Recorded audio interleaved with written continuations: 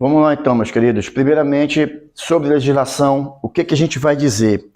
Vamos logo direto ao ponto. Eu sei que muita gente vai se chatear, mas é melhor você ficar chateado assistindo esse vídeo agora do que você ir preso, tá bom? Vamos logo bater nesse detalhe aí. Primeiramente, vários guarda-vidas civis estão cometendo infrações que podem levá-lo à prisão. Por que acontece isso? Porque existe o exercício ilegal da profissão. Aquele camarada, né, esse GV ou aquela GV, estão prestando serviço nos clubes e balneários sem estar devidamente formado, credenciado, legalizado para prestar esse serviço. Então, de onde é que vem isso? Vem de uma lei muito antiga, a Lei 3.688, de outubro de 1941. É a Lei das Contravenções Penais. Lá nessa lei tem um artigo 47, que ele dita lá que exercer ou divulgar, né? Até se você falar que você exerceu uma atividade, uma profissão que é legislada por lei, que tem uma lei por trás amparando, sem você estar formado, você está exercendo, fazendo o exercício ilegal da profissão. Por exemplo, nós temos uma lei, os casos mais famosos que tem de exercício ilegal da profissão são os casos de medicina, tá ok? A gente ouve muito falar isso na televisão, mas não é só medicina. É qualquer profissão que tenha uma lei por trás amparando. Por exemplo, se eu vou fingir que sou um mecânico, eu não posso ser preso por aquilo.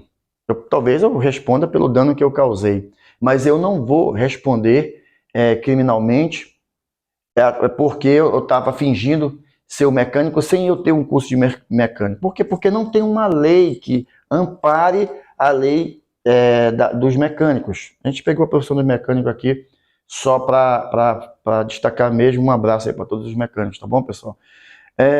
Mas aí eu tenho algumas profissões que elas são regidas por lei. Então, nesse caso, por exemplo, eu tenho os médicos, o pessoal da área de saúde toda, profissionais de educação física, eu tenho os bombeiros, eu tenho os guarda-vidas também, são exemplos. E aí o guarda-vida civil entra por quê? Porque a profissão de guarda-vida civil, creio que em todo o Brasil, assim como no estado do Pará, no estado do Pará nós temos a IT-12, que é a instrução técnica do Corpo de Bombeiros, através da DST-CAT, né, que é a Diretoria de Serviços Técnicos, né, a Central de Atividades Técnicas também, que eles legislam sobre o tema, desde o uniforme até a grade curricular, a sua prova teórica, a sua prova prática que você tem que fazer lá dentro e o seu registro para você pegar também aí a sua ARP. Então, você percebe que tem toda uma legislação envolvida, não é isso? Se tem toda uma legislação envolvida, aquele guarda-vida, aquela guarda-vida que for desenvolver essa profissão sem estar dentro desses parâmetros, ele está já concorrendo para crime, ok? E aí o que acontece? Ele pode sofrer duas sanções. Vamos falar então aqui, tem a sanção do Código Civil e tem a sanção administrativa, que é a interna do Corpo de Bombeiros. Ora, se eu estou sendo legislado pelo Corpo de Bombeiros, então eu posso sofrer sanções administrativas do Corpo de Bombeiros. Assim como todos os empreendimentos, todas as construções, elas recebem sanções administrativas. Elas não são do Corpo de Bombeiros, mas como são registrados, são catalogados e são legislados, desde a tubulação de combate a incêndio, por exemplo, até o guarda-vida, então pode sim uma construção, um empreendimento que está surgindo agora, receber uma sanção administrativa do Corpo de Bombeiros, que a gente já sabe, né? Pode ser multa, suspensão e várias situações, podendo chegar até a prisão. O guarda-vida civil não é diferente. Se eu tenho uma IT, uma instrução 12 para aquilo, ele tem que seguir aquela norma. Quais são as sanções? Como eu falei, repetindo, as sanções disciplinares do Código Comum, Código Penal Comum, e as sanções administrativas. A nível de Código Penal, lá na Lei 3.688 de 1941, né, você pode estar pegando aí de 15 dias a 3 meses de prisão, podendo ser convertido essa punição em multa, que daquela época ainda era contos de réis, para você ter uma ideia, só que vai ser atualizado com os valores de hoje, e com certeza não é pouco. E aí você vai se sujeitar a tudo isso por causa de uma diária de serviço? Não faça isso. Não faça isso, tá bom? A nível do Corpo de Bombeiros, quais são as sanções que vocês podem estar pegando aí? Primeiro, já vão te suspender. Tu não é guarda-vida, mas como é que eu vou te suspender como guarda-vida se você não é? Primeiramente, tu vai ser impedido de tirar teu registro. Eles vão estipular um prazo lá e tu não vai poder tirar o teu registro. Ah, eu errei, eu vou lá tirar o registro. Não, não. Agora você está proibido de tirar. É mais ou menos assim. Você vai pagar uma multa por causa disso, disso, disso. O estabelecimento também que te contratou sem pegar as suas credenciais também pode ser multado, pode ser suspenso. No mínimo, ele vai receber uma advertência. Então, não façam isso, por favor. Vamos falar de credenciamento de escola, de instrutores. Vamos falar também, lá no trabalho, lá, desvio e acúmulo de função de guarda-vidas, tá? Vamos lá, vamos começar então. A sua escola, ela deve estar credenciada no Corpo de Bombeiros. Antes de você for fazer qualquer curso de guarda-vida civil, procure saber se aquela escola está credenciada no Corpo de Bombeiros para aquela finalidade. Porque às vezes tem uma escola que forma bombeiros civis, os alunos acham que aquela escola pode passar todos os cursos inerentes a essa área. Não pode. Tem que ter credenciamento de bombeiro civil? Tem. Mas quando for para passar o curso de guarda-vida civil, de piscina, tem que ter credenciamento específico para aquilo lá. Outra situação, o instrutor ou coordenador que for passar aquele curso lá, eles têm que estar registrados como instrutor no Corpo de Bombeiros também. Se não tiver, o curso não vai ser válido. E por fim, o instrutor tem que estar ligado, através de um documento, àquela escola. Então vamos fazer o resumo. A escola tem que estar credenciada no Corpo de Bombeiros. O instrutor tem que estar credenciado no Corpo de Bombeiros.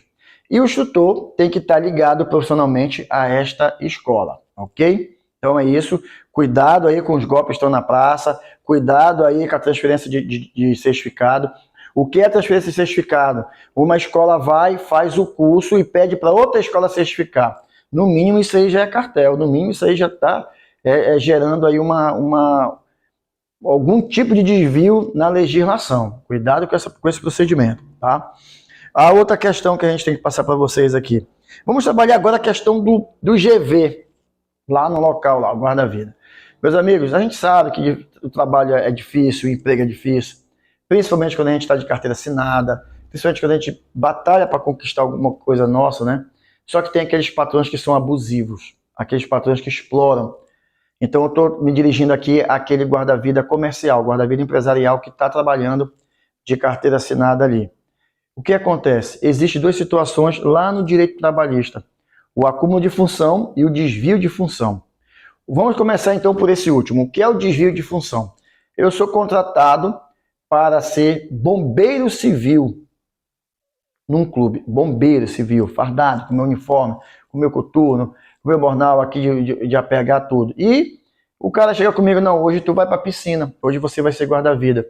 Ou seja, ele fez um desvio de função. Não pode. Da mesma forma, contratei um guarda-vida. Ele contratou um guarda-vida. Ele está lá, padrãozão lá no serviço, moral e tá olhando, o cara vai, ei, amanhã tu não vai ser guarda-vida, amanhã você vai limpar sua piscina. Se você aceitar, isso é com você, mas não pode. Não pode mesmo, tá? Então isso aí é o desvio de função.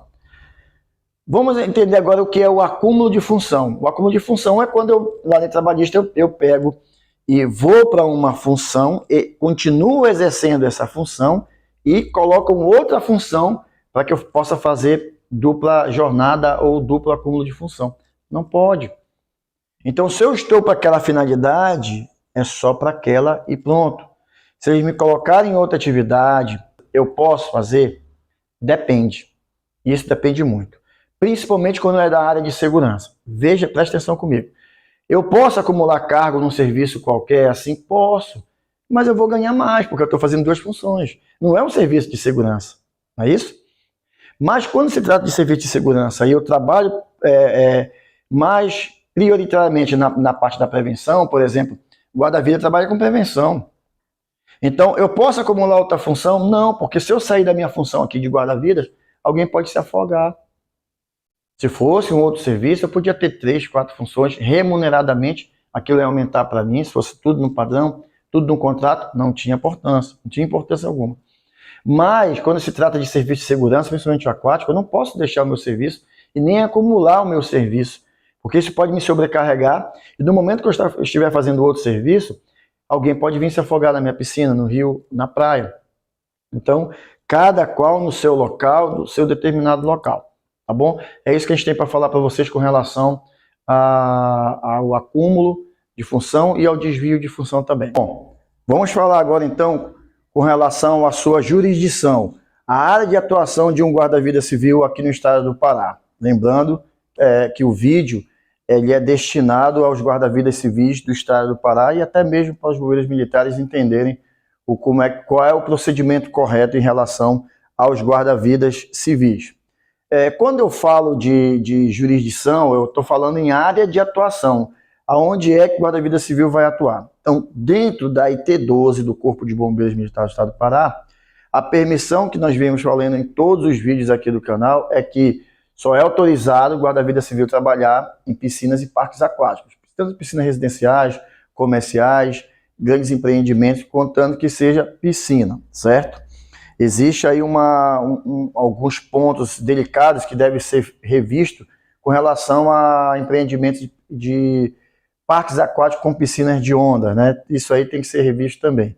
Outro ponto que deve ser revisto é a questão do guarda-vida, sendo ele homem ou mulher, que é formado apenas no curso de guarda-vidas de piscina e ele sai para prestar serviço em rios. Não faça isso, por dois motivos. Primeiro motivo, você não está qualificado, nem preparado tecnicamente, fisicamente e psicologicamente para atuar num rio, muito menos numa praia. Segundo motivo, é ilegal esse tipo de atividade no estado do Pará. Nós temos uma lei 5.731, que é de dezembro de 1992. Lá no seu item 6º, ele está dizendo lá no parágrafo 1º, se eu não me engano, item 6º, está dizendo que a atuação do serviço preventivo por guarda-vidas em rios e praias, balneários, é exclusiva do Corpo de Bombeiros. Então, se o guarda-vida civil ele ousa a prestar serviço nos balneários, né, em alguns balneários, rios e praia, ele está tentando usurpar uma função constitucional, a Constituição estadual, né, que diz que este trabalho é do Corpo de Bombeiros. Então, a pessoa está incorrendo em crime ali. Tá bom? Então, muito cuidado com essa situação. O que acontece? Nós temos situações especiais a nível de região metropolitana de Belém. Já tem outras cidades também. Por exemplo, eu tenho ali a ilha do Combu e eu tenho a ilha de Cotijuba. Os guarda-vidas formados na piscina vão prestar serviço no rio. Já tem aqueles dois detalhes que eu falei, a sua segurança pessoal, a segurança do banhista, né? E também a questão legal, que ele pode ser punido, pode sofrer uma sanção. A outra questão, que é bem delicada, a gente pede aos oficiais do Corpo de Bombeiros que estejam vendo esse vídeo agora, é que uma solução deva ser achada para esse quesito.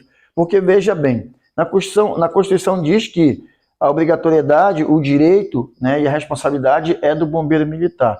Mas aqueles locais lá de banho, eles são particulares. Quer dizer, eu tenho um empreendimento particular, um restaurante, um bar, aí na beira desses rios, na beira principalmente da Ilha do Cumbu, né? É particular.